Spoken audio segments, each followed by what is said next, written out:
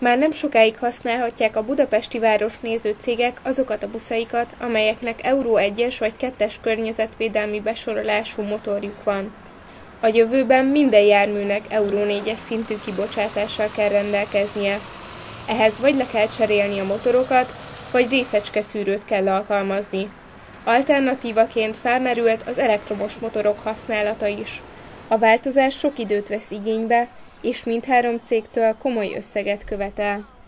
Akármelyik technológiai megoldást választjuk, a legköltségkímélőbb is olyan anyagi megterhelést jelent egy-egy cégnek, amit vállalni egyik évről a másikra nem tud.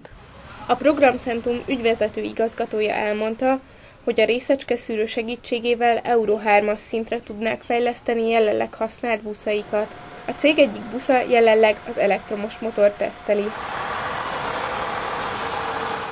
Budapesten évekig 2 olyan városnéző cég működött, amely Hopon-Hopov városnéző programot kínált.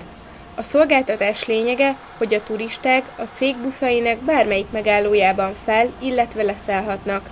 1 hónappal ezelőtt kezdett működni a Big Bus cég, amely a világ számos városában jelen van.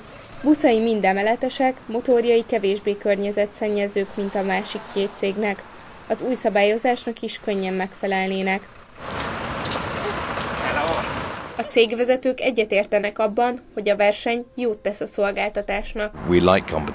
Szeretjük a versenyt. Minden városban vannak versenytársaink, ahol jelen van a cégünk. És mi hiszünk a versenyben, mert az magasan tartja a szolgáltatásunk minőségét.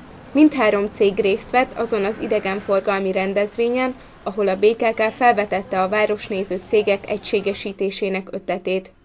A városvezetés és a cégvezetők egyetértenek abban, hogy a város képéhez hozzátartozik a színesség, ezért az egységesítést egy közös szimbólummal képzelik el. Megtartaná minden cég a saját egyedi arculatát, tehát az nem veszne el, csak bővülne azokkal az egyéb logókkal, illetve jelképekkel, amit Budapesthez tudnak kötni a külföldiek. Az újabb cégek megjelenésével egyre problémásabb lett a buszok indítása a belvárosból. Szabályozatlan versenyből egy szabályozott verseny felé. A BKK és az önkormányzat rendeletben akarja szabályozni a kialakult piaci helyzetet. Ebbe beletartozik a motorcsere, az arculat egységesítése és a közlekedéssel kapcsolatos tényezők.